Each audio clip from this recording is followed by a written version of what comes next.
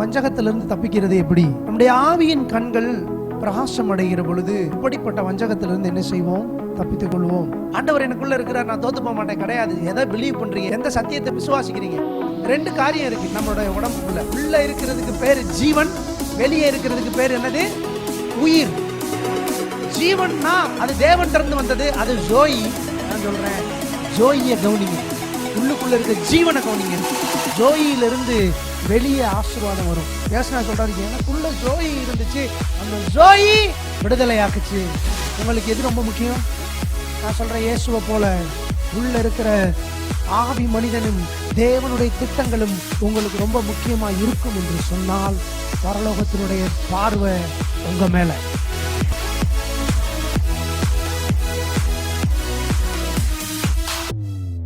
கர்த்தருடைய வார்த்தைக்கு திரும்பவும். யாவரும் வெளிப்படுத்தின விசேஷம் 2ஆம் அதிகாரம் 20வது வசனம் வாசிங்க. ஆகிலும் உன் பேரில் எனக்கு குறை உண்டு, ஏனெனில் தன்னை தீர்க்கதரிசி என்று சொல்லுகிற ஏசபேல் என்னும் ஸ்திரீயானவள் என்னுடைய ஊழியக்காரர் வேசித்தனம் பண்ணவும் விக்கிரகங்களுக்கு படைத்தவைகளை புசிக்கவும் அவர்களுக்கு போதித்து அவர்களை வஞ்சிக்கும்படி நீ அவளுக்கு இடம் கொடுக்கிறாய்.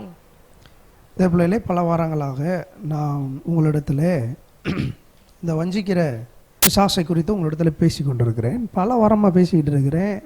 ஒரு விசுவாச பிள்ளைய ஒரு போதனை கெடுத்து போடும். சரியான போதனையை கேட்கலை அப்படின்னு சொல்லி சொன்னால் கண்டிப்பாக ஒரு பெரிய பிரச்சனைகளுக்குள்ள அந்த விசுவாச குடும்பம் போக போகுது. கவனிங்க, ஒரு போதனை எவ்வளோ முக்கியம் அப்படின்னா, இங்கே தியேத்ரா சபையை பார்க்குறோம்.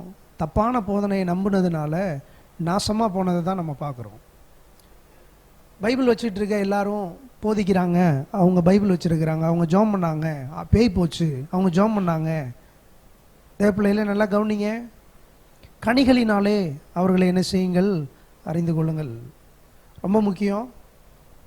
இந்த நாட்களில் நாம் வஞ்சகத்திலிருந்து தப்பிக்கிறது எப்படி, நம்ம எப்படி காப்பாற்றப்படுறது அப்படின்னா, நம்முடைய ஆவியின் கண்கள் பிரகாசம் அடைகிற பொழுது நாம் இப்படிப்பட்ட வஞ்சகத்திலிருந்து என்ன செய்வோம்? தப்பித்துக் கொள்வோம். எல்லாம் சொல்லுங்க, நான் ஒரு ஆவி மனிதன்.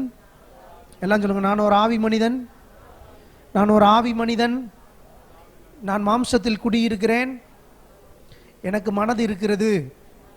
சொல்லுங்க, சத்தமா சொல்லுங்க, நான் ஒரு ஆவி மனிதன், நான் சரீரத்தில் குடியிருக்கிறேன், எனக்கு கடவுள் மனதை கொடுத்திருக்கிறார்.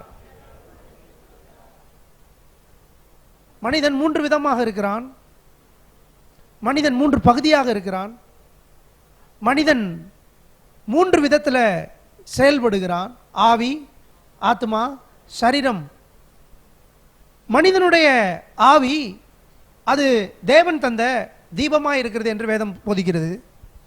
இந்த சரீரம் இது இந்த உலகத்தில் தொடர்பு கொள்வதற்கு தேவன் கொடுத்திருக்கிற ஒரு வழியாக இருக்கிறது.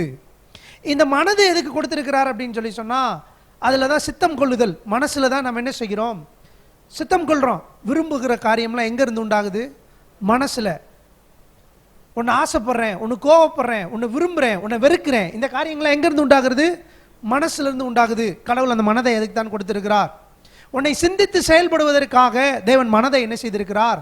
கொடுத்திருக்கிறார். புத்தியாக, ஞானமாக, அறிவாக, அறிவாற்றலை உள்ளவர்களாக பூமியிலே வாழ்வதற்கு சரி எது தவறு எது என்பதை புரிந்து கொள்வதற்காக தேவன் மனதை என்ன செய்திருக்கிறார்?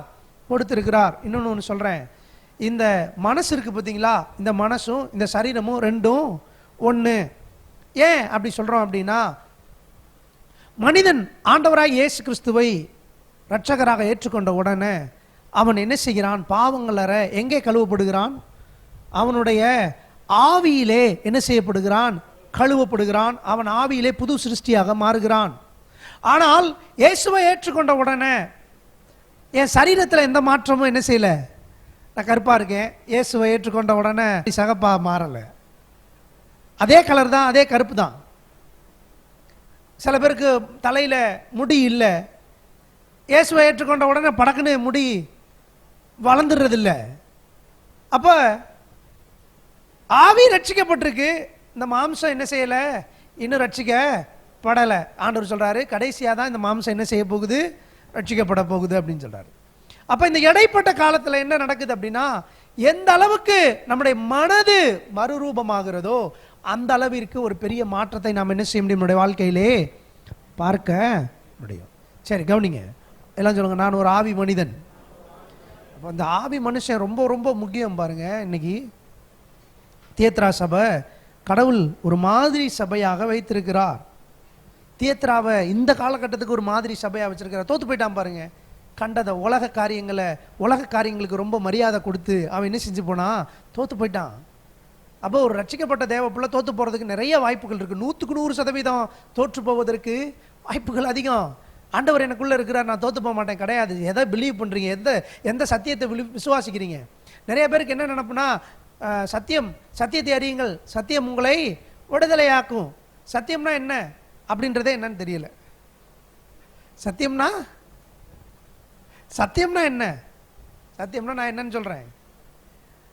லூக்கா 4 சொல்லப்பட்டிருக்கிறது, கர்த்தருடைய ஆவியானவர் என் மேல் இருக்கிறார், தரித்திரருக்கு சுவிசேஷத்தை பிரசங்கிக்க தேவன் என்னை அனுப்பினார். கண்கள் திறக்கப்படுவதற்கு இந்த சத்தியங்கள் ரொம்ப அவசியம். கவனிங்க, நிறைய பேருக்கு என்னன்னா, சர்ச்சு புதிய ஏற்பாட்டில் தான் இருக்கு, புதிய ஏற்பாடு தான் சர்ச் இருக்குன்னு. உங்களுக்கு ஒன்று தெரியுமா? ஏதேன் தோட்டத்தில் சர்ச் இருந்துச்சு. ஏதேன் தோட்டத்தில் சர்ச்சு இருந்துச்சு. எங்க இருந்துச்சு ஏதேன் தோட்டத்தில்?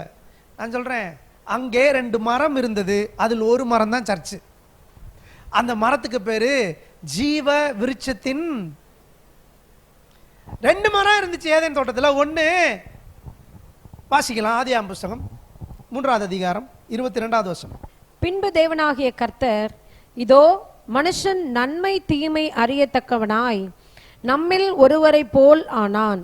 இப்பொழுதும் அவன் தன் கையை நீட்டி ஜீவ விருட்சத்தின் கனியையும் பறித்து புசித்து என்றைக்கும் உயிரோடிராதபடிக்கு செய்ய வேண்டும் என்று அவன் எடுக்கப்பட்ட மண்ணை பண்படுத்த தேவனாகிய கர்த்தர் அவனை ஏதேன் தோட்டத்திலிருந்து அனுப்பிவிட்டார். கவனிங்க, அங்க என்ன சொல்லப்பட்டிருக்கிறது? ஜீவ விருட்சத்தின் கனி. என்றைக்கும் சாகாம இருக்கிறதுக்கு கர்த்தர் என்ன வச்சாராம்? சாகாம இருக்கிறதுக்கு, எல்லாம் சொல்லுங்க, சாகாம இருக்கிறதுக்கு ஜீவ விருட்சத்தின் கனி. தேவனுடைய திட்டம் என்ன? ஆதாம் ஏவாளை குறித்து தேவனுடைய திட்டம் என்ன? இந்த ஜீவ விருட்சத்தின் கனியை சாப்பிட்டு என்னைக்கு சாகாம. அதனால ஏதேன் தோட்டத்தில் என்ன கிடையாது? கல்ற தோட்டம் இல்ல. ஏதேன் தோட்டத்தில் என்ன இல்ல? கல்ற தோட்டம் இல்ல. ஏன் இல்ல? தேவன் அங்க என்ன வச்சிருந்தாரு? ஜீவ விருட்சத்தின் கனியை வச்சிருந்தாரு. அதனால ஏதேன் தோட்டத்தில் என்ன கிடையாது?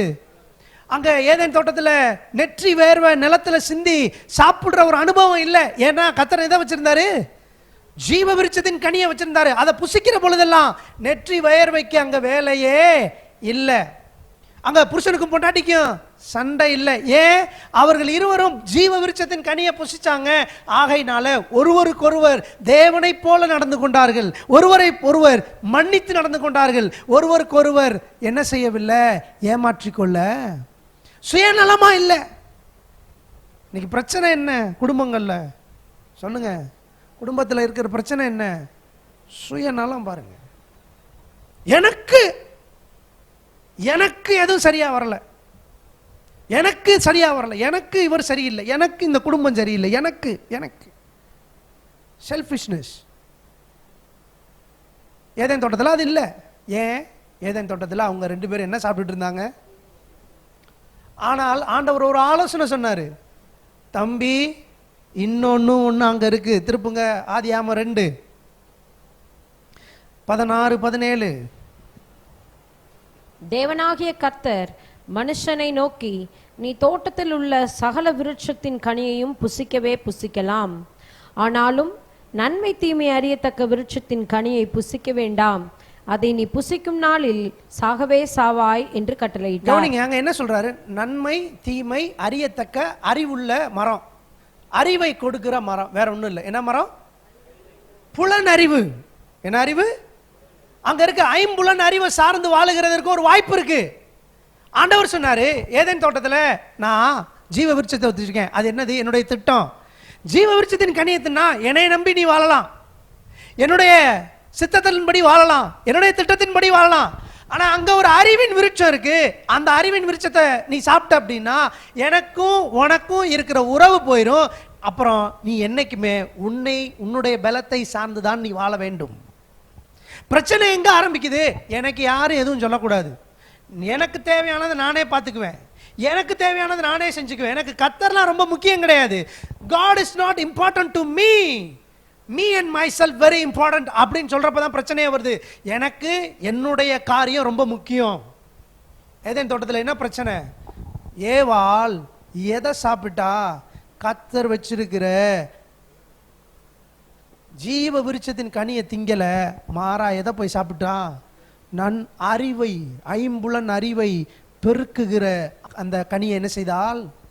கவனிங்க, அந்த கனியில ஐம்புலன் அறிவு இல்ல, அந்த கனிக்குள்ள ஐம்புலன் அறிவு கிடையாது, அது ஒரு மரம். பட் ஆனா அவர் சொன்ன வார்த்தையில ஐம்புலன் அறிவு இருக்கு.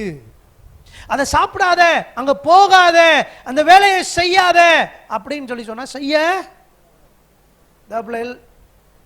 டெஸ்ட் அண்ட் ட்ரையல் பார்ப்பாங்க. டெஸ்ட் அண்ட் ட்ரையல் பார்ப்பாங்க. ரொம்ப கவனம், ரொம்ப ரொம்ப ரொம்ப முக்கியம். ஏதேன் தோட்டத்தில் தேவன் வச்சிருக்கிறாரு சபை. ஏதேன் தோட்டத்தில் இருந்துச்சு சபையில, அங்க தேவன் பிரசங்கித்துக் கொண்டே இருந்தார். ஜீவ விருட்சம் உன்னை வாழ வைக்கும், அறிவின் விருட்சம் உன்னை மரணத்திற்குள்ள கொண்டு செல்லும். மறக்கவே கூடாது, பாருங்க, மறக்கவே கூடாது. இந்த ஏவாள் பாருங்க, இவங்களுக்கு ஒரு சோதனை வந்துச்சு. அதே சோதனை தான் இயேசுவுக்கும் வந்துச்சு. இயேசுவுக்கு 3 விதமான சோதனை வந்தது இல்லையா? மத்தேயு 4ஆம் அதிகாரத்தில் பார்க்குறோம். இந்த 3 விதமான சோதனையை நான் என்னை காட்ட போறேன். இதே சோதனை தான் அப்படியே என்ன வந்துச்சு? யாருக்கு வந்துச்சு? ஏவாளுக்கு வந்துச்சு. இதே சோதனை தான் ஏசாவுக்கு வந்துச்சு. இதே சோதனை தான் உங்களுக்கும் எனக்கும். பாருங்க, சோதனை சோதிக்கிற ஆட்கள் வேணா மாறலாம், சோதனை பண்றவன் என்ன செய்ய முடியாது? லூசிபர் மாற மாட்டான். எத்தனை பேர் ஆமென் சொல்றீங்க? எப்படி ஆண்டவர் மாறாதவரோ அதே போல யாரும் மாறாதவன், லூசிபரும் மாறாதவன். ஏதேன் தோட்டத்திலிருந்து ஒரே சோதனை தான். இந்த அம்மாக்கு என்ன சோதனை வந்துச்சு? ஆதியாகமம் புத்தகம் 3ஆம் அதிகாரத்தில் 6வது வசனத்தை படி.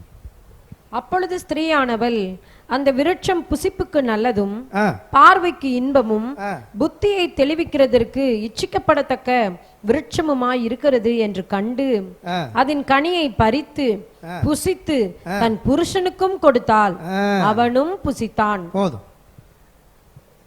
முதல் பிரச்சனை எங்க ஆரம்பிக்குது? சாப்பாடு தான் பிரச்சனை. என்ன பிரச்சனை? என்ன பாஸ்டர் சொல்றீங்க? சாப்பாடா பிரச்சனை? சாப்பாடு தான் பிரச்சனை. அன்னைக்கும் சரி இன்னைக்கும் சரி எதுதான் பிரச்சனை? சோதனை எங்க ஆரம்பிக்குது? எல்லாம் சொல்லுங்க, சோதனை எங்க ஆரம்பிக்குது? சத்தமா சொல்லுங்க. சாப்பாடு. சோதனை அங்கதான் ஆரம்பிக்குது. முதல் சோதனை திருப்புங்க. முதல் ஆதாம் தோத்து போயிட்டான், 2வது ஆதாம் திருப்புங்க. சோத்துல தான் ஆரம்பிக்குது பிரச்சனை. எங்க ஆரம்பிக்குது? 1 கொரிந்தியர் 15:45. அந்தபடியே முந்தின மனுஷனாகிய ஆதாம் ஜீவ ஆத்மாவானான் என்று எழுதி இருக்கிறது. பிந்தின ஆதாம் உயிர்ப்பிக்கிற ஆவியானார். முத ஆதாம் கனியை தின்னு மடிச்சு போனா, அது ரொம்ப நல்லா டேஸ்டா இருக்கும் அப்படின்னு சொல்லி. ஆனா 2வது ஆதாமுக்கும் அதே சோதனை. இந்த முத ஆதாமுக்கு என்ன சோதனை வந்துச்சோ 2வது ஆதாமுக்கும் அதே சோதனை தான். திருப்புங்க மத்தேயு 4. மத்தேயு 4 1 வாசிக்கலாம். அப்பொழுது இயேசு பிசாசினால் சோதிக்கப்படுகிறதற்கு ஆவியானவராலே வனாந்திரத்திற்கு கொண்டு போகப்பட்டார். அவர் இரவும் பகலும் 40 நாள் உபவாசமாயிருந்த பின்பு அவருக்கு பசி உண்டாயிற்று.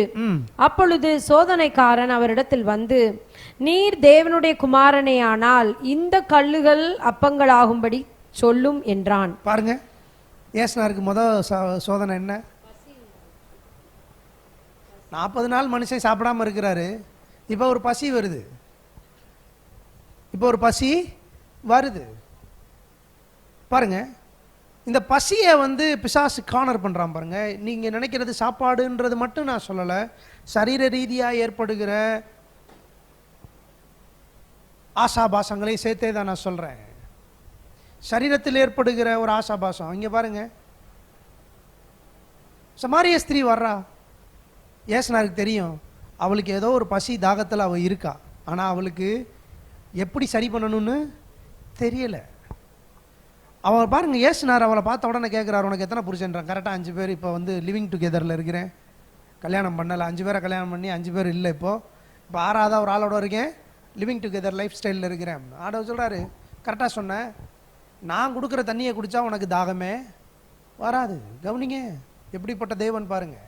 இந்த பிசாசு ஏசுனார்கிட்டயே ஏமாத்துறான் பாருங்க, ஏசுனாரே வஞ்சிக்கிறான் பாருங்க. எப்படி அங்கே இருக்கிற கல்லுகள்லாம் என்ன செய்யட்டும்?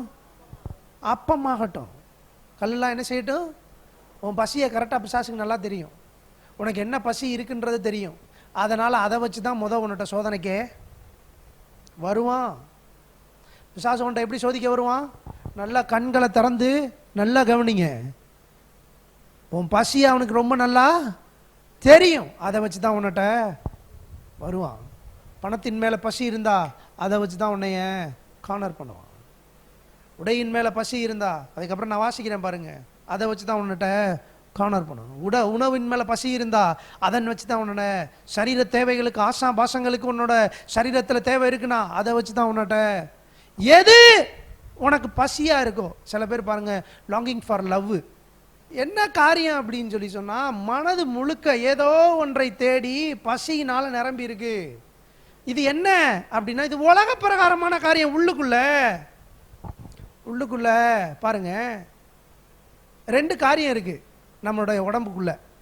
ஒன்று ஆவி, இன்னொன்று மாம்சம். ஆவி, இன்னொன்று இந்த ஆவி இருக்கு பார்த்தீங்களா, இதுக்கு பேரை கிரேக்க மொழியில் ஜோயி என்று சொல்லுகிறார்கள். என்ன சொல்றாங்க? ஜோயி. ஜோயினா தேவரகமான ஜீவன் அப்படின்னு அர்த்தம், காட் கைண்ட் ஆஃப் லைஃப். இன்னொன்று ஒரு வார்த்தை சொல்றாங்க, அது எங்க இருக்கு அப்படின்னா உள்ளுக்குள்ள இல்லை, வெளியே. இந்த ரத்தம் ஓடிக்கிட்டு இருக்கு பாருங்க, இந்த சரீரம், இந்த சரீரத்தில் இருக்கிற உயிர். உள்ள இருக்கிறதுக்கு பேர் ஜீவன், வெளியே இருக்கிறதுக்கு பேர் என்னது? உயிர். ஜீவன்னா அது தேவன் இருந்து வந்தது, அது ஜோயி. இந்த சரீரத்தில் இருக்கிற உயிருக்கு பேரு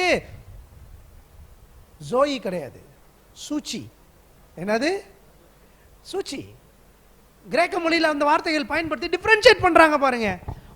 ஆவி மனுஷனுக்குள்ள இருக்கிறது ஜோயி, வெளியே இருக்கிற மனுஷனுக்கு பேர் என்ன? சூச்சி. இந்த சூச்சி ஐம்புலன் அறிவைகளை சார்ந்து முடிவெடுக்கிற ஒன்று. இந்த உடம்புக்கு என்ன தேவையோ அதையே பேசிக்கிட்டு இருக்கும். அது எப்பயுமே எனக்கு என்ன தேவை, இப்போ எனக்கு என்ன தேவை, இப்போ எனக்கு சாப்பாடு தேவை, இப்போ எனக்கு ட்ரெஸ்ஸு தேவை, இப்போ எனக்கு இந்த உடம்புக்கு ஒன்று தேவை. இது எப்பயுமே இதையே பேசிக்கிட்டு இருக்கும் பாருங்க. நல்லா கவனிங்க. சூழ்ச்சி என்பது, இங்கே பாருங்களேன், சூழ்ச்சி வந்து தப்பு கிடையாது. ஆண்டவர் தான் அந்த இமோஷனெலாம் வச்சார். சாப்பாடு பசிக்கிறதுக்கு யாரு அந்த உணர்வை வச்சது? யாரு சொல்லுங்க? ஆண்டவர் தான். நல்லா ஆடை போட்டுக்கணும்னு சொல்லி அந்த உணர்வை வச்சது யாரு? ஆண்டவர் தான். எல்லாமே ஆண்டவர் தான். இந்த ஐம்புலன் அறிவை உள்ள வச்சு மனிதனா வச்சு கொஞ்சம் யோசிச்சு பாருங்க. இந்த ஐம்புலன் அறிவை இல்லைன்னு வச்சுக்கோங்களேன், அவன் எப்படி இருப்பான்? ஒருத்தருக்கு ஐம்புலன் அறிவே இல்லைன்னு வச்சுக்கோங்களேன், அவன் நடைப்பினம். அதுகிட்ட சிரிக்காலும் சிரிக்காது, அது சாப்பிட்டாலும் டேஸ்டா இருக்குன்னு சொல்லாது. கவனிங்க, ஆண்டவர் தான் இந்த ஐம்புலன் அறிவை வச்சிருக்கிறாரு. ஆண்டவர் வைக்காம இல்லை. ஆனால் எதுக்கு ரொம்ப முக்கியத்துவம்? எதுக்கு ரொம்ப முக்கியத்துவம்? ஜோயிக்கா, உள்ள இருக்கிற அந்த தேவனுடைய காரியத்துக்கா, தேவனுக்கா, தேவனுடைய மகிமையான நாமத்துக்கா, இயேசுவுக்கா, இல்ல எனக்கா? எனக்கு தேவை, எனக்கு தேவை, எனக்கு தேவை, எனக்கு தேவைன்னு சொல்லும் போதே அங்க பிசாசு வேலை செய்யுதுன்னு அர்த்தம். அங்க ஏதோ மரணம் வரப்போகுது. ஏன்னா நல்லா கவனிங்க, எப்பெல்லாம் செல்ஃப் சென்டரான மனுஷன் மாறுறானோ அப்பெல்லாம் மரணத்தை உற்பவிக்கிறான். சுயம் எப்பெல்லாம் வேலை செய்தோ அப்பெல்லாம் மனிதன் மரணத்தை உற்பவிக்கிறான். ஏவாள் என்ன செஞ்சா? மரணத்தை உற்பவிச்சா. ஜாக்கிரதை, ஜாக்கிரதை. எனக்கு தேவை, எனக்கு இப்ப வேணும், எனக்கு செய்யணும், எனக்கு மட்டும்.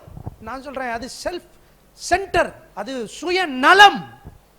சுயநலம், அது சுயநலம். கர்த்தருக்கு அது தேவனுடைய காரியமே இல்லை. உள்ள இருக்கிற ஜோயியை கவனிக்கணும் பாருங்க. உள்ள ஆவி மனுஷனை கவனிக்கணும். தகப்பனே, இந்த ஒரு வாழ்க்கை எனக்கு கொடுத்துருக்கிறீங்க, இந்த ஒரு வாழ்க்கை நான் உனக்காக வாழ விரும்புகிறேன். தகப்பனே, இந்த ஒரு வாழ்க்கை என் உடம்புல அந்த உயிர் ஓடுது, வாழ்கிற வாழ்க்கை அது உமக்காக மட்டும்தான். அப்படி சொல்லி பழகுற ஆட்களை பரலோகத்தின் தேவன் ஆசீர்வதிக்கிறதற்கு, அவர்கள் ஆசீர்வாதத்துக்கு அவர்கள் என்ன செய்ய முடியாது? தப்பவே முடியாது. திருப்புங்க 1 பேதுரு 5:7. கவலைப்படாதீங்க, உங்களை விசாரிக்கிறவர் ஒருவர் இருக்கிறார். வசனத்தை பாருங்க. அவர் உங்களை விசாரிக்கிறவர் ஆனபடியால் உங்கள் கவலைகளை எல்லாம் அவர் மேல் வைத்து விடுங்கள். என்ன சொல்றாரு பாருங்க, கவலையை தூக்கி அவர் மேல வைங்க. இந்த உடம்புக்கே கவலைப்படாத, இந்த உடம்புக்கு தேவையானதை குறித்து கவலைப்படாத. கர்த்தர் சொல்றாரு, உன்னை விசாரிக்கிற ஒருவர் இருக்கிறார், அவருக்காக நீ கவலைப்படு. அவர் மேல நான் சொல்றேன், உள்ள ஜீவன் ஜோயிலிருந்து வெளியே ஆசீர்வாதம் வரும். எங்க இருந்து வரும் சொல்லுங்க? உள்ள இருந்து வெளியே, வெளியே இருந்து உள்ள இல்ல, உள்ள இருந்து வெளியே. ஆண்டவர் சொல்றாரு, உன் இருதயம் ஜீவ ஊற்று, இட்ஸ் a fountain. எங்க இருந்து ஆசீர்வாதம் வருது? உள்ளுக்குள்ள இருந்து. நான் சொல்றேன், ஜோயியை கவனிங்க, உள்ளுக்குள்ள இருக்க ஜீவனை கவனிங்க. வெளியே இருக்கிற அந்த உயிரை அது ரொம்ப இம்பார்ட்டன்ட் இல்லைன்னு நான் சொல்லல. அதுக்காக நீங்க படிக்காதீங்க, அதுக்காக நீங்க வந்து லவ் பண்ணாதீங்க உங்களுடைய மனைவியை, அப்படி சொல்லல. நான் சொல்ற கருத்தை நல்லா புரிஞ்சுங்க. எதுக்கு ரொம்ப முக்கியத்துவம்? எல்லாம் சொல்லுங்க, தேவனுக்கு. நான் சொல்றேன், உனக்கு தேவன் முக்கியமா இருப்பாருன்னு சொல்லி சொன்னா, பரலோகத்தின் பார்வை, பரலோக தேவனுடைய பார்வையில, அவருடைய பார்வையில நீ முக்கியமா இருப்ப. பக்கத்தில் இருக்கவங்களை பார்த்து சொல்லுங்க, கடவுள் உங்களுக்கு முக்கியம்னா, இயேசு முக்கியம்னா, அவருக்கு நீங்க முக்கியம். எப்படிப்பட்ட தேவன் பாரு. எனக்கு எனக்கு இந்த மாம்சம் ரொம்ப முக்கியம், இந்த மாம்சத்தில் இருக்கிற உறவுகள் ரொம்ப முக்கியம், ஆண்டவர்லாம் ரெண்டாவது. நீ இதனுடைய விளைவு எப்ப தெரியுமா? உடனே தெரியாது, உடனே தெரியாது. ஆண்டவர் சொன்னாரு ஆதாம்கிட்ட, ஆதாமே இந்த கனியை சாப்பிட்றனால நீ சாவன்னு சொன்னாரு. உடனே செத்து போனா? 1000 ஆண்டுகள் வாழ்ந்துதான் என்ன செஞ்சான்? செத்து போனான். உடனே மரணம் வராது தேவ பிள்ளையே, இட் டேக்ஸ் டைம். அது ரிஃப்ளெக்ட் ஆகிறதுக்கு ரொம்ப டைம் எடுத்துக்கும். ஆனா ஒண்ணு மட்டும் நல்லா ஞாபகம் வச்சுக்கோங்க, அர்ப்பணிப்போட அரை கதவை பூட்டி ஆண்டவர் சமூகத்துல யார் என்ன நினைச்சாலும் பரவாயில்ல, யார் எதை நினைச்சாலும் பரவாயில்ல, தேவா நான் உங்களுடைய பிள்ளை, உங்களுக்கு தான் மரியாதை, அப்படி சொல்லுகிற குடும்பங்களை தலைக்கும். நான் சொல்றேன், குடும்பம் வாழும், உன் பிள்ளை வாழும், உன் பிள்ளை வாழும். அது வாழாகாமல் தலையாகும், கீழாகாமல் மேலாகும். மத்தேயு 6:26. ஆகாயத்து பட்சிகளை கவனித்து பாருங்கள், அவைகள் விதைக்கிறதும் இல்லை, அறுக்கிறதும் இல்லை, களஞ்சியங்களில் சேர்த்து வைக்கிறதும் இல்லை, அவைகளையும் உங்கள் பரமபிதா பிழைப்பூட்டுகிறார். எல்லாம் சொல்லுங்க, பிழைப்பூட்டுகிறார். பிழைப்பூட்டுகிறார். பக்கத்துல கொண்டு சொல்லுங்க, பிழைப்பூட்டுகிறார். கர்த்தர் சொல்றாரு, அவர் பிழைப்பூட்டுகிறார். உன் மனசு ரொம்ப ஆண்டவருடைய காரியங்கள்ல வந்தா தேவன் உன்னை பிழைப்பூட்டுவார். நீ மிஸ் ஆக முடியாது. கர்த்தருடைய பார்வையில கர்த்தர் உன்னை பிழைப்பூட்டுவார். நிச்சயமாக தேவன் செய்வார். நல்லா கவனிச்சு பாரு, குருவிகளை கவனிச்சு பாரு, அதெல்லாம் டெய்லி கடவுள் சோறு போடுறாரு. வேதம் சொல்லுது, அவர் கூப்பிடுகிற காக்கை குஞ்சுக்கு எப்படி கொடுக்குறாரா? உணவை போடுறாராம். அவர் கையை திறக்க அவைகள் வாங்கிக் கொள்ளும். அவர் கரெக்டா சிங்கம், புலி, கரடி எல்லாத்துக்கும் கையை திறக்கிறாராம். என்ன செய்தான்? எல்லாம் கரெக்டா சாப்பிடுகிறார். எப்படி எப்படி அவைகளுக்கு தெரியும்? பரமபிதா பிழை போட்டுவா. நீங்க எப்படி கிறிஸ்மஸுக்கு வந்திருக்கிறோம், ட்ரெஸ் உடைக்காகவும், அப்புறம் உடைக்காகவும் நீங்கள் கவலைப்படுகிறது என்ன? எதுக்கு கவலைப்படுற? ட்ரெஸ்ஸுக்காக கவலைப்படுறியா? ஆண்டவர் சொல்றாரு பாருங்க, எப்படி பேசுறாரு பாருங்க. காட்டு புஷ்பங்கள் எப்படி வளருகிறது என்று கவனித்து பாருங்க. அந்த பூவெல்லாம் பாரு, வெளியே ரோட்ல போய் அது எப்படிலாம் அழகழகா வளர்க்கிறேன்.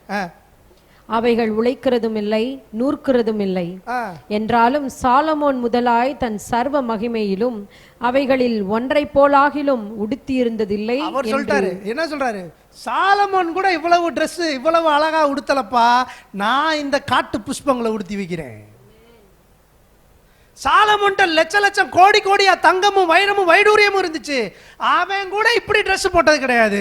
ஆனா இன்னைக்கு உண்டாகி நாளைக்கு கருகி போகிற அந்த பூவை அவ்வளவு அழகா நான் என்ன செய்கிறேன், நான் கேட்குறேன், ஜோரான ஆள் ஏசுனாரு, என்ன ரசனைக்காரன், சும்மா லேஸ் மாசான ஆள் கிடையாது, அப்படி இப்படி வகை வகையாக வரைஞ்சி வச்ச மாதிரி ஒரு ஆர்டிஸ்ட்டு பாருங்க. ஒரு கலை நயம் படைத்தவர்களுக்கு தான் இப்படியெல்லாம் படைக்க தெரியும். ஏசுனார் கலை நயம் இருக்கா இல்லையா? சொல்கிறேன், அப்படி போடுற அந்த பூவையே உடுத்தி வைப்பாருன்னா நம்மளை உடுத்தி வைப்பாரா மாட்டாரா? அப்போ கத்த சொல்கிறாரு, ரொம்ப எதை கான்சன்ட்ரேட் பண்ணு சொல்லுங்க, எதை கான்சன்ட்ரேட் பண்ணு?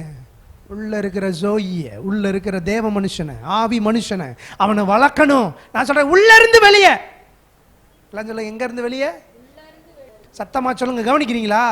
உள்ளுக்குள்ள இருந்து, வெளியே இருந்து இல்லை, எங்க இருந்து வருது? அதனால தான் நான் சொல்றேன், எது ரொம்ப முக்கியம் உனக்கு? மொதல் சோதனை பார்த்தோம், மொதல் சோதனை ட்ரெஸ்ஸு, சாப்பாடு.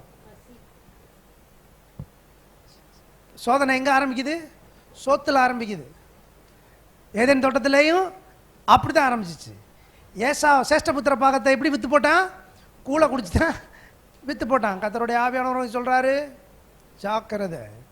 சரி, இரண்டாவது சோதனையை பார்ப்போம். மத்தேயு 4:6.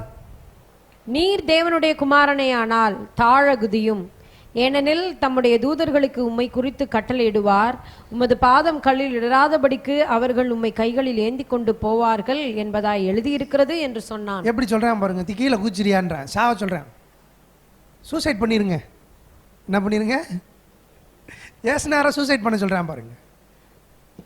இது இது எதனால இன்னைக்கு நிறைய பிள்ளைங்க இந்த மாதிரி தான், நிறைய பேர் இன்னைக்கு நிறைய சூசைட் நடக்குது. ஏன் நடக்குது சொல்லுங்களேன்? ஏன் நடக்குது? எனக்கு கிடைக்கல, எனக்கு செய்யலை, நான் சாக போறேன். ஏன்? எனக்கு சுயநலம், சுயநலம், எனக்கு எனக்கு எனக்கு எனக்கு.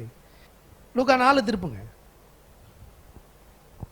லூக்கா 4:16. சீக்கிரம். தாம் வளர்ந்த ஊராகிய நாசரேத்துக்கு அவர் வந்து தம்முடைய வழக்கத்தின்படியே ஓய்வு நாளில் ஜெப ஆலயத்திலே பிரவேசித்து வாசிக்க எழுந்து நின்றார். அப்பொழுது ஏசாயா தீர்க்கதரிசியின் புஸ்தகம் அவரிடத்தில் கொடுக்கப்பட்டது.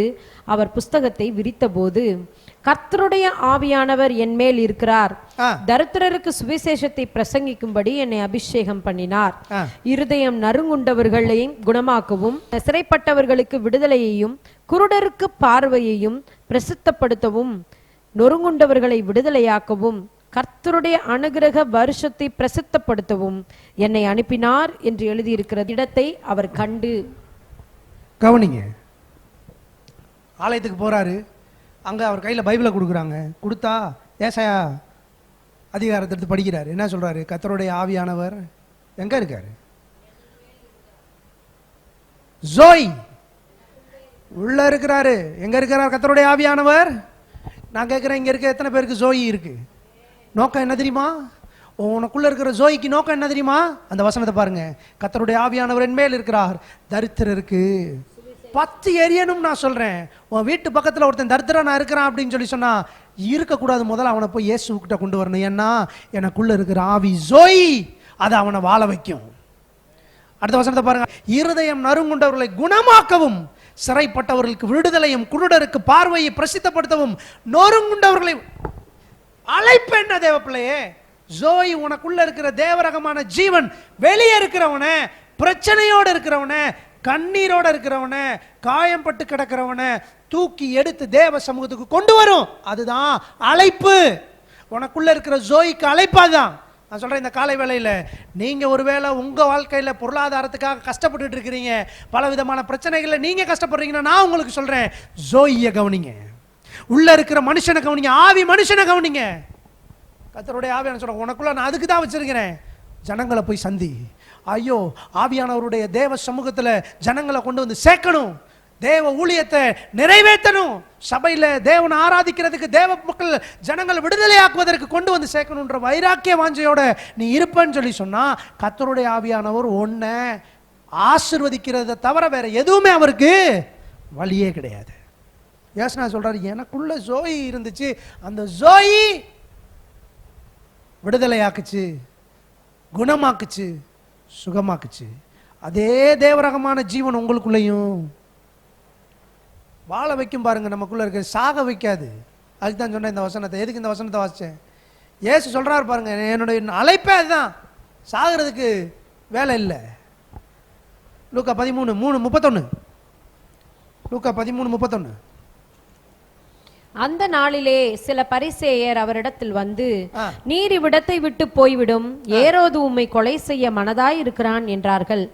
அதற்கு அவர், நான் இன்றைக்கும் நாளைக்கும் பிசாசுகளை துரத்தி வியாதி உள்ளவர்களை சொஸ்தமாக்கி 3ஆம் நாளில் நிறைவடைவேன்.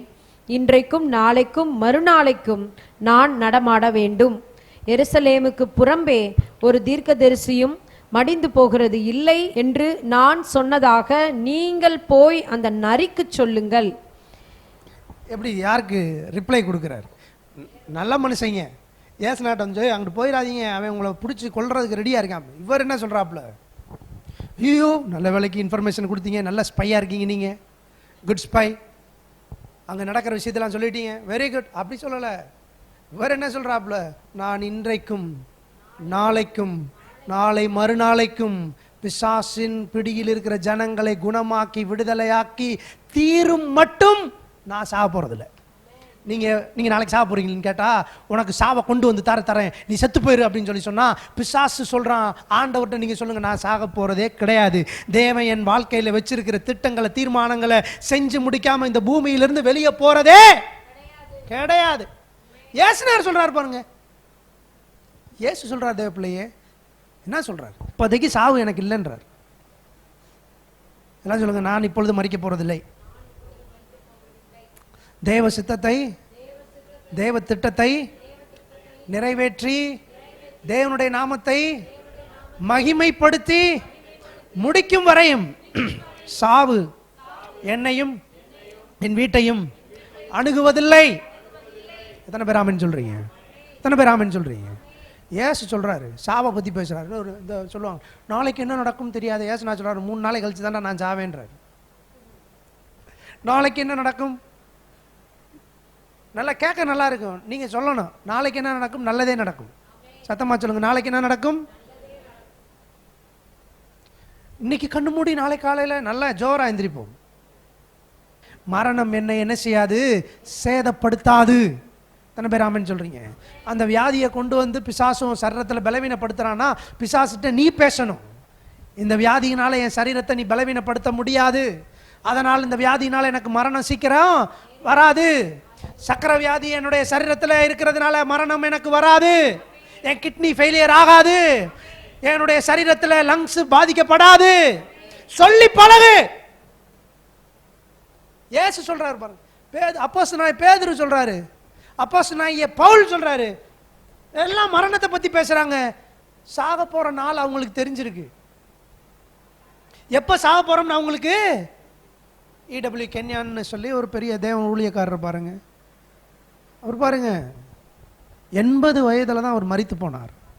மனைவி இல்லை, அவங்க முன்னாடியே இறந்துட்டாங்க. அவர் பாருங்க சின்ன வயசுலேயே ஆண்டவருடைய வார்த்தையை பிடிச்சி இந்த வசனங்களை அறிக்கை பண்ணி 80 வயது வரை வாழ்ந்துட்டு, அவர்கிட்ட ஒரு நாள் ஆண்டவர் சொன்னாராம், தம்பி ரெடியாகிக்க நாளைக்கு அப்படின்னாப்ல. அவர் பொண்ணை கூப்பிட்டாப்லையா, வாங்க வா. அவன் தானா? அந்த அம்மா வந்து என்ன டேடின்னு கேட்டோம். ஐம் கோயிங் டு ஹோம் அப்படின்னா. நான் வீட்டுக்கு போகிறேன். அந்த பொண்ணு கொஞ்சம் வயசானனால கொஞ்சம் ஒரு மாதிரி இருக்காப்புல போல அப்படின்னு நினச்சிட்டு உடனே சொன்னாராம். அந்த பொண்ணு சொன்னிச்சான், daddy you are already in our home அப்படின்னு. அவர் சொன்னாராம், I know that but I am going to our father's home அப்படின்னு. சொன்னாராம், நான் வீட்டில் இருக்கேன்னு தெரியும், பட் ஆனால் நான் நம்ம அப்பா வீட்டுக்கு போகிறேன் அப்படின்னாரு. சரி கிழட்டுக்கு ஏதோ ஆகிப்போச்சு, சரி நீ அப்பா வீட்டுக்கு நாளைக்கு போங்க, இந்த இப்போ பார்த்துக்க அப்படின்னு சொல்லிட்டு காலையில் கரெக்டாக சொன்ன மாதிரியே 10 o'clock கல்யாணத்துக்கு போட்ட சூட்டை போட்டாராம். போட்டுட்டு குளிச்சு ஷவர் பண்ணிவிட்டு அழகா பவுடரை போட்டு வந்து ராக்கிங் சேரில் உட்காந்துட்டு அப்படியே பைபிள் எடுத்து படித்தாராம். ஆண்டவர் சொன்ன மாதிரி கரெக்டாக 10 மணிக்கு பைபிள் அப்படியே மூடி வச்சாராம், பரலம் போயிட்டான். தேவப்பிள்ளையிலே கர்த்தருடைய ஆவியானவர் உங்களுக்கு கண்களை திறப்பாராக. தம்முடைய மரணத்தை குறித்து தேவன் தம்முடைய பிள்ளைகளுக்கு வெளிப்படுத்தி கொண்டே இருக்கிறார். அப்போஸ்தலருக்கு வெளிப்படுத்தினார், தன்னுடைய ஊழியக்காரர்களுக்கு வெளிப்படுத்துகிறார். நான் சொல்கிறேன், நான் இடபிள்யூ கென்யான் மாதிரி கிடையாது. ஆனால் நான் விரும்புகிறேன் அந்த இடத்திற்கு. எனக்கு என்ன, எனக்கு தெரியும், ஜோய் ஜோய் எனக்குள்ள இருக்கிற ஜீவன் என்னை வாழ வைப்பதற்காக கொடுக்கப்பட்டிருக்கிறது. பல பேரை வாழ வைப்பதற்காக கொடுக்கப்பட்டிருக்கிறது. எனக்குள்ள இருக்கிற ஜீவன் சாகிறதற்காக கொடுக்கப்படவில்லை. எத்தனை பேர் ஆமென் சொல்றீங்க? எத்தனை பேருக்குள்ள ஜோய் இருக்கு? நான் சொல்றேன், மரணத்தை வெறுன்னு நான் சொல்றேன். மூணாவது சோதனை திருப்புங்க, மத்தேயு 4:8. மறுபடியும் பிசாசு அவரை மிகவும் உயர்ந்த மலையின் மேல் கொண்டு போய் ஆ. உலகத்தின் சகல ராஜ்யங்களையும் அவைகளின் மகிமையையும் அவருக்கு காண்பித்து, ஆ. நீர் சாஷ்டாங்கமாய் விழுந்து என்னை பணிந்து கொண்டால் இவைகளை எல்லாம் உமக்கு தருவேன் என்று சொன்னான். எப்படி சொல்றான் பாருங்க, எப்படி சொல்றான் பாருங்க, எப்படி கள்ளப்பலா இருக்கான் பாருங்க. இன்னைக்கு இதே சோதனை தான் எல்லாருக்கும். லைட்டாக காலில் மட்டும் விழுந்து எழுந்திரிச்சிருங்க, யாரும் இல்லை, சீசர்லாம் எவனும் பக்கத்தில் இல்லை, யாரும் பார்க்கல, லைட்டாக விழுந்து எழுந்திரிச்சிருங்க. இந்த சிலுவையெல்லாம் தேவையில்லை, இதுக்கு ரத்தத்தை சிந்தனும், பல்ல உடைப்பாங்க, தாடியை பிடுங்குவாங்க, எல்லாம் தேவையில்லை பாஸு. சும்மா லைட்டாக மட்டும் தொட்டு கும்பிட்டுருங்க. அவன் எதை காட்டினா? உலகத்தின் மகிமை. எதை சொல்லுங்க? அவன் பரலோகத்தின் மகிமையை காட்டலை, தேவனுடைய மகிமையை காட்டலை. அவன் எதை காட்டினா? உலகத்தில் இருக்கிற மகிமையை காட்டினான். அப்படியே ஊரில் இருக்கிற எல்லா மகிமையும் காட்டுறான். சிலுவை வேணாம், ரத்தம் சிந்த வேணாம். ஆனால் ஆண்டவர் சொல்றாரு, உன் காலை தொட்டு கும்பிடணும்னு அவசியம், கரையம் கொடுத்தாலும் பரவாயில்ல, கஷ்டமா இருந்தாலும் பரவாயில்ல, ரத்தமே சிந்தினாலும் பரவாயில்ல, சிலுவையை தான் நான் எடுப்பேன். எப்படி? நீங்க எப்படி? ஏன் தெரியுமா? ஏசுனாருக்கு ஒன்று தெரியும், ஜோய் ஜோயி, உள்ள இருக்கிற ஜோயி வெளியே இருக்கிற சூழ்ச்சியை காட்டிலும் ரொம்ப முக்கியம், ரொம்ப முக்கியம். உங்களுக்கு எது ரொம்ப முக்கியம்? உங்களுக்கு எது ரொம்ப முக்கியம்? கவனிங்க, உங்களுக்கு எது ரொம்ப முக்கியம்? சொல்லுங்க, தேவப்பிள்ளையே சொல்லுங்க. நான் சொல்றேன், இயேசுவை போல உள்ள இருக்கிற ஆவி மனிதனும் தேவனுடைய திட்டங்களும் உங்களுக்கு ரொம்ப முக்கியமா இருக்கும் என்று சொன்னால், பரலோகத்தினுடைய பார்வை உங்க மேல, தப்பிக்கவே முடியாது, தப்பிக்கவே முடியாது. சரி, ஓகே, மூணு விதமான சோதனை பிசாசு கொடுத்தான். சரி, இந்த 3 விதமான சோதனையை எப்படி இயேசு ஹேண்டில் பண்ணாரு? மத்தேயு 4:4. அவர் பிரதியுத்தரமாக, மனுஷன் அப்பத்தினாலே மாத்திரமல்ல தேவனுடைய வாயிலிருந்து புறப்படுகிற ஒவ்வொரு வார்த்தையினாலும் பிழைப்பான் என்று எழுதியிருக்கிறதே. தேவனுடைய வார்த்தை. தேவன். ஏசுனாரை பாருங்க, எது ஏசுனாரை ரொம்ப நெருக்குது? தேவன். எது? ஜோய். உள்ள இருக்கிற ஜோய் தான் ஏசுனாரை அந்த சோதனைகளை மேற்கொள்வதற்கு உதவி செஞ்சிருக்கு. அவருடைய நோக்கம் என்ன தெரியுமா? ஏசுனாருக்கு ரொம்ப முக்கியம் என்ன தெரியுமா? சொல்லுங்க, தேவன். உங்களுக்கு யார் முக்கியம்? இயேசு சொல்றாரு, எப்படி சோதனையை ஜெயிச்சேன்? தேவன். எப்படி நான் என்னுடைய சோதனையை ஜெயிச்சேன்? சொல்லுங்க, தேவன். முதலிடம் தேவன், மத்ததெல்லாம் ரெண்டாவது தான். ஆட்டுக்குட்டி, மாட்டுக்குட்டி, கண்ணுக்குட்டி, எல்லா குட்டியும் ரெண்டாவது தான். முதலிடம் தேவன். இயேசு ஜெயித்த ரகசியத்தை சொல்றேன். எல்லாம் சொல்லுங்க, உங்க வாழ்க்கையில நீங்க எடுக்கிற முடிவு உங்களுடைய எதிர்காலத்தை பாதிக்கும். தேவன் உங்களுக்கு முக்கியம்னு சொன்னா சோதனைகள்ல எளிதா ஜெயிச்சுட்டு வெளியே வரலாம். தேவன் உங்களுக்கு முக்கியம் இல்லை அப்படின்னு சொல்லி சொன்னா, நான் சொன்னதுதான், உங்களால சோதனைகளை ஜெயிக்க முடியாது. அது உங்க தேவன். ரெண்டாவது சோதனை 4:7. அதற்கு இயேசு, உன் தேவனாகிய கர்த்தரை பரீட்சை பாராதிருப்பாயாக. யார? தேவன். மறுபடியும் யாரு? இயேசு சோதனைகளை ஜெயிச்சதுக்கு காரணம் தேவனை முக்கியப்படுத்தி இருந்தார். தேவனை மட்டுப்படுத்தல, கடவுளுக்கு 2வது இடம், 3வது இடம், 4வது இடம் கொடுக்கல. God is the first place. He is the king of my life. சின்ன பெரிய காரியங்கள்னால கத்தட்ட போய் ஆலோசனை கேட்க போறேன். சின்ன காரியமா இருந்தாலும் ஜெபம் பண்ணி முழங்கால போட்டு கேட்க போறேன். ஆண்டவரே, இது செய்யலாமா, இது செய்யக்கூடாதா, இவங்கள்ட்ட போய் இருக்கலாமா, இவங்களை என்ன காரியம் செய்யலாம், சின்ன காரியம்னாலும் தேவ சமூகத்தில் நான் கேட்க போறேன்னு சொல்லி வர்ற தேவ பிள்ளைய கத்தர் ஒரு நாள் கைவிட போறதில்லை. யோசிச்சு ஐம்புலன் அறிவை பயன்படுத்தி எல்லாத்தையும் செஞ்சுவிட்டு கடைசியா எல்லாம் தோத்து போனதுக்கு அப்புறம் தேவ சமூகத்தில் வந்து பாஸ்டர் இப்படி ஆயிடுச்சுன்னு சொல்லக்கூடாது. 3வது மத்தேயு 4:10. அப்பாலை போ சாத்தானே, உன் தேவனாகிய கர்த்தரை பணிந்து கொண்டு. யார? உன் தேவனாகிய கர்த்தர். He is always filled with the God conscious. Yes, என்ன கான்சியஸ், என்ன மனநிலையில் இருந்தாரு? தேவனுடைய எண்ணம். எல்லாம் சொல்லுங்க, தேவன். எல்லாம் சொல்லுங்க, தேவன். மற்றவங்களுக்கு எல்லாத்துக்கும் தேவன் ரொம்ப முக்கியம் கிடையாது, ஆனா உனக்கு ரொம்ப தேவன் முக்கியமா இருப்பாருன்னு சொல்லி சொன்னா சோதனைகளை நீ எளிதாக ஜெயிக்கலாம். எல்லாம் சொல்லுங்க, தேவன். தேவன். உனக்கு கர்த்தர் தான் முக்கியம். நீ அப்படி வாயேன். நான் சொன்ன தேவ பிள்ளைகள், நீ அப்படி மாறுங்களே, நீ தான் உன் பகுதிக்கு கலங்கர விளக்கம். நீ தான் உன் குடும்பத்துக்கு சாவி, ஆசீர்வாதத்துக்கு. கர்த்தருடைய ஆவியானவர் உங்களுக்கு சொல்றாரு, இயேசுவுக்கு தேவன் முக்கியம், உனக்கு தேவன் முக்கியமாக இருப்பாருன்னு சொல்லி சொன்னா, தேவன் ஃபர்ஸ்ட் பிளேஸாக இருப்பாருன்னு சொல்லி சொன்னா, இந்த ஐம்புலன் அறிவு உனக்கு செல்ஃப் தேவை, இந்த உடல் தேவை, மனது தேவை, இந்த சரீர தேவை, பசி தாகம் எல்லாத்தையும் நீ ரெண்டாவது போடு. ஏசுனார் 40 நாள் சாப்பிடாம இருந்தார். எத்தனை பேர் ஆமென்னு சொல்றீங்க? பசி, பயங்கர பசி, 40 நாளாக சாப்பிடாம இருக்காரு. அந்த கல்லெல்லாம் பார்த்தா அப்படியே அப்ப மாதிரியே. ஆண்டவர் சொன்னார், 40 நாள் இல்லடா, 400 நாள் நான் சாப்பிடாம இருப்பேன். ஏன்னா கர்த்தருடைய வார்த்தையினாலே மனுஷன் பிழைப்பான். நீ பிழைக்க முடியும், கர்த்தருடைய வார்த்தை இருக்கு. அப்படிப்பட்ட மனுஷன்கிட்ட கொண்டு வந்து 5 அப்பம் 2 மீனை கொடுத்தா 20,000 பேருக்கு அசால்ட்டா? அவர்கிட்ட கொண்டு வந்து தண்ணியை கொண்டு வந்து வெறும் தண்ணியை ஊத்துறாங்க. தண்ணியை திராட்சரசமா? வெறும் படகு அவர்கிட்ட கொடுக்குறாங்க, படகு ஃபுல்லா மீனால. யாருக்கு அற்புதம் நடக்குது? யார் தேவனுக்கு மரியாதை கொடுக்கிறார்களோ, யார் தேவனுக்கு முதலிடம் கொடுக்கிறார்களோ, அவர்கள் மூலமாக விடுதலையும் அற்புதமும் உண்டாகிறது. நீங்க எப்படி? அற்புதம் வேணும், அதிசயம் வேணும், என் குடும்பத்தில் பொருளாதார பெருக்க வேணும். கர்த்தருடைய ஆவியானவர் சொல்லுகிறார், குடும்பத்தில் கர்த்தர் முதலிடம். எல்லாம் சொல்லுங்க, யார் முதலிடம்? மற்றதெல்லாம் ரெண்டாவது. அப்படி வாங்க. ஆவி மனுஷனுக்கு முதலிடம் கொடுங்க, உலக காரியங்களுக்கு ரெண்டாவது இடம் கொடுங்க. நான் சொல்றேன், பரலோகம் உங்களை மரியாதை கொடுக்கும். அவர் எழுந்திருப்போம். Thank you Lord. தேவப்பிள்ளையே, கர்த்தருடைய ஆவியானவர் உங்களுக்கு உதவி செய்வாராக. இந்த செய்தி உங்களுக்கு ஆசீர்வாதமாக இருக்கு அப்படின்னு சொல்லி சொன்னா, நான் சொல்றேன், நீ கர்த்தருடைய கரத்தில் உன்னை ஒப்பு கொடு. மன்னிப்பு கேளு ஆண்டவர்கிட்ட. ஆண்டவரே, நான் இனிமே உம்மை தவிர முன்னாடி முதல் இடத்துல வேற யாரையும் வைக்க மாட்டேன் அப்படின்னு சொல்லி ஒப்பு கொடு. Thank you lord. ஹalleluya, ஹalleluya. இயேசு ராஜா, உம் இதய துடிப்பை அறிந்து கொள்ளும் பாக்கியம் தாரும். உம் ஏக்கமெல்லாம் நிறைவேற்ற கிருபை தாரும். இயேசு ராஜா, உம் இதய துடிப்பை அறிந்து கொள்ளும் பாக்கியம் தாரும். உம் ஏக்கமெல்லாம் நிறைவேற்ற கிருபை தாரும். ஒரு வாழ்வு அது உமக்காக, ஒரு வாழ்வு அது உமக்காக.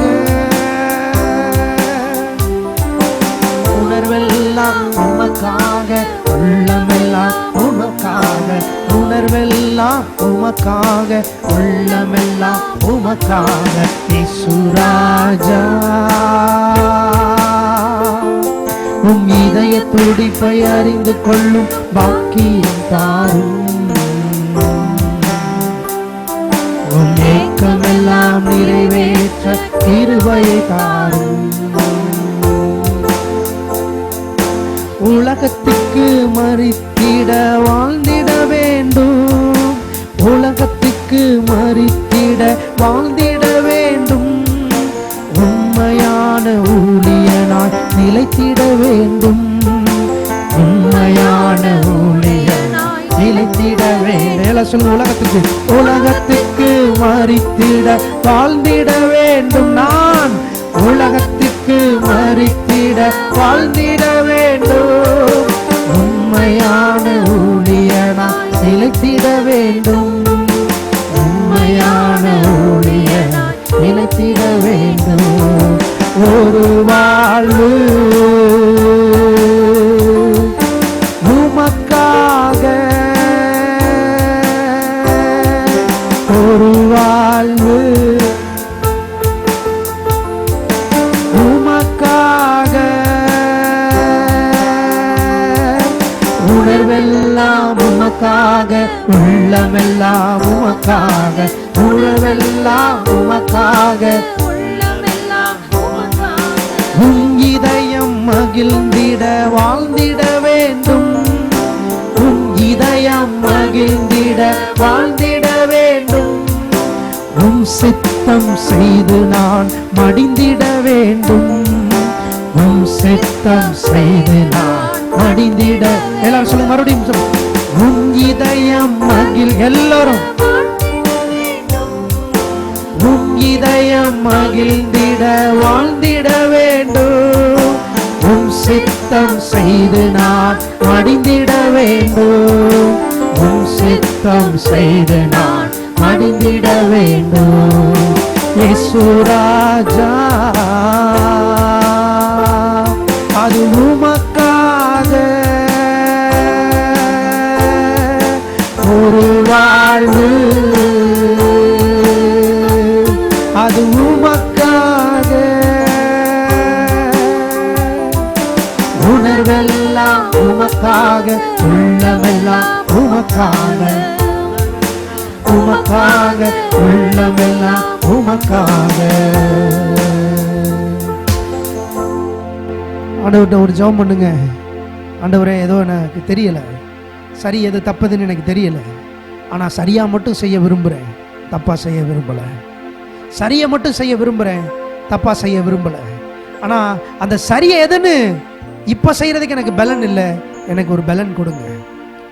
உமக்கு சாட்சியா, உம்முடைய விருப்பத்துக்கு பிரியமா, உமக்கு நான் மகிமையா கனமா காரியங்களை செய்ய எனக்கு உதவி செய்யுங்கப்பா. சின்ன ஜெபம், என்னால் முடியாது, ஆனால் நான் நல்லா உமக்கு பிரியமா வாழ விரும்புகிறேன். அதுக்கு என்னைய ஆயத்தப்படுத்துங்க. நான் ரொம்ப நல்லவே கிடையாது, ஆனால் பாஸ்டர் சொன்ன மாதிரி கொஞ்சம் முன்னுரிமைப்படுத்த விரும்புகிறேன். எனக்கு உதவி செய்யுங்க. நான் உமக்கு முதலிடம் தர்றேன். என் வாழ்க்கையில் உமக்கு பிரியமில்லாத காரியங்களை எடுத்து போட்டுருங்க. அது யாராக இருந்தாலும் சரி, மனுஷனாக இருந்தாலும் சரி, வேலையாக இருந்தாலும் சரி, சுபாவங்களாக இருந்தாலும் சரி, பிடிக்காத எந்த காரியமாக இருந்தாலும் சரி, எடுத்து போட்டுருங்க. எடுத்து போடுங்கப்பான்னு சொல்லி ஒரு சின்ன ஜபம். நான் சொல்கிறேன், இந்த ஜபங்களுக்கு கர்த்தர் பதில் தர்றாரு. நான் எத்தனையோ தடவை இந்த மாதிரி ஜபங்கள் செஞ்சுருக்கிறேன். என்னால் முடியாது, ஆனால் எனக்கு உதவி செய்யுங்க அப்படின்னு. இன்னைக்கு நான் அதெல்லாம் திரும்பி பார்க்குறேன். என் வாழ்க்கையில் அதெல்லாம் ஒன்றுமே இல்லை. என் வாழ்க்கையில் எதுவுமே இல்லை. இந்த சின்ன ஜபங்கள் தான். சில நேரங்களில் அந்த காரியங்கள் நடக்கும்போது பார்க்கும்போது மன வருத்தமும் வேதனையாக இருக்கும். பட் ஆனால் நித்தியத்துக்கு தேவன் நம்மை அழைத்திருக்கிறார். நான் நித்தியவாசி, நான் ஆவிக்குரியவன், ஆவிக்குரியவன். நான் எனக்குள்ள ஒரு தேவரகமான ஜோயி இருக்கிறது, வாழ்க்கை இருக்கிறது. அதுக்கு தான் முதலிடம் சொல்லி இந்த ஜபத்தை செய்யுங்க. நீங்களும் ஆண்டவரும் நீங்கள் பேசுங்க. நான் உங்களுக்கு ஒரு 2 நிமிஷம் டைம் தரேன். You can speak with your God. உன்னை தெரிந்தெடுத்த உன் தேவன்ட்ட நீ பேசு. நீ ஜாப் பண்ணலாம். ஆண்டவர்கிட்ட நான் பசங்க ஜாப் பண்ணி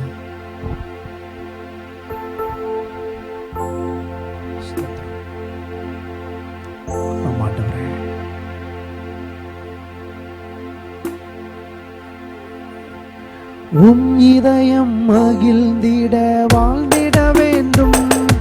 உம் இதயம் மகிழ்ந்திட வாழ்ந்திட வேண்டும். உண்மையான ஊழியனாய் நிலைத்திட வேண்டும். உண்மையான ஊழியனாய் நிலைத்திட வேண்டும். எல்லாம் சொல்லுங்க. உம் இதயம் மகிழ்ந்திட வாழ்ந்திட வேண்டும். உம் இதயம் மகிழ்ந்திட வாழ்ந்திட வேண்டும். உம் சித்தம் செய்து நான் மடிந்திட வேண்டும். உம் சித்தம் செய்து நான் மடிந்திட வேண்டும். இயேசு ராஜா, இதய துடிப்பை அறிந்து கொள்ளும் வாக்கியம் தாரும். உம் ஏக்கம் எல்லாம் நிறைவேற்ற கிருபையை தாரும். இயேசு ராஜா, இதய துடிப்பை அறிந்து கொள்ளும் வாக்கியம் தாரும். உம் ஏக்கம் எல்லாம் நிறைவேற்ற கிருபையை தாரும். அளவுதான் நன்றியோடு துதிக்கிறோம். இந்த சபையை நான் ஆசீர்வதிக்கிறேன். இந்த ஜெபத்தை செய்த பிள்ளைகளை ஆசீர்வதிக்கிறேன். எனக்கு உதவி செய்யுங்கப்பா. ஆண்டவரே, உதவி செய்கிற தேவன், பிள்ளைகளுக்கு உதவி செய்யுங்க. தயாளமாய் உதவி செய்யுங்க, தாராளமாய் உதவி செய்யுங்க.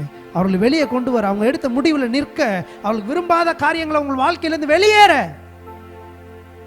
பரிசுத்தாவின் உதவி செய்யும்படிக்கு ஜெபிக்கிறேன். இந்த சபை ஆசீர்வதிக்கிறேன். இந்த சபை சத்தியத்துக்கு தூணும் ஆதாரமுமாய் நீ வரப்போகிற நாட்கள் இருக்க போகிறதற்காக ஸ்தோத்திரம். இந்த சபை ஆண்டவரே பெருக போகிறதற்கான நன்றி செலுத்துகிறேன். இந்த சபை ஆண்டவரே கூடி வருகிறதற்கு இடம் கொள்ளாதபடிக்கு பெருக போகிறதற்கான நன்றி செலுத்துகிறேன். ஏராளமான ஜனங்கள் வந்து ஆண்டவரே கிழக்கு மேற்கு வடக்கு தெற்காக இருந்து வந்து ஜனங்கள் இங்கே தேவனை ஆராதிக்க போகிறதற்கான நன்றி செலுத்துகிறேன். வார்த்தையை அப்படியே நிறைவேற்ற போகிறீங்கப்பா. மத்தேயு 1:33 சொல்லப்பட்ட வார்த்தை அப்படியே பலிப்பதாக பட்டணத்தில் இருக்கிற எல்லா ஜனங்களும் நற்செய்தி சபைக்கு வருகிறதற்காக ஸ்தோத்திரம். மார்க் 1:45 சொல்லப்பட்ட எத்திசையிலிருந்து ஜனங்கள் இந்த சபையில சேர்க்கப்படுகிறதற்காக ஸ்தோத்திரம். மார்க் 2வது அதிகாரத்தில் சொல்லப்பட்டபடியே ஆண்டவரே ஜனங்கள் நிற்பதற்கு இடம் கொள்ளாதபடிக்கு இந்த இடத்தை ஆத்துமாக்கள்னால என்னை நிரப்ப போகிறீர். அதற்காக நமக்கு நாங்கள் நன்றி செலுத்துகிறோம். அந்த பிள்ளைகளுடைய கையின் பிரயாசங்களை ஆசீர்வதி பாதுகாத்துக்கொள்ளும். பரவுகிற வியாதிகளிலிருந்து பிள்ளைகளை சுற்றிலும் ரத்தத்தை தெளிக்கிறோம். குடும்பத்தில் ரத்தத்தை தெளிக்கிறோம். சிறு பிள்ளைகள் மேல ரத்தத்தை தெளிக்கிறோம். கொரோனா இயேசுவின் நாமத்தினால் அணுகாதபடிக்கு பாதுகாத்துக் கொள்ளுகிறது. ஜோயை சூழ்ந்து கொள்கிறதற்காக நீர் அப்படி செய்த உடைய நாமத்தை மகிமைப்படுத்தும். இயேசுவின் நாமத்தில் ஜெபிக்கிறோம் ஜீவன் நல்ல பிதாவே, ஆமென். கர்த்தருடைய ஆசீர்வாதத்தை காக்கடவர். கர்த்தர் தம்முடைய முகத்தை உங்கள் பிரகாசிப்பது கிருபையா இருக்கடவர். கர்த்தர் தம்முடைய முகத்தை உங்கள் பிரசன்னமாக்கி சமாதானம் கட்டளையிடக்கடவர். நம்முடைய கர்த்தராகிய இயேசு கிறிஸ்துவினுடைய கிருபையும் பிதாவாகிய தேவனுடைய அன்பு பரிசுத்தாவியானவருடைய அன்யோன்ய ஐக்கியம் நம் அனைவரோடும் இன்றும் என்றும் சதா காலங்களில் இருப்பதாக. God bless you தேவ பிள்ளைகளே.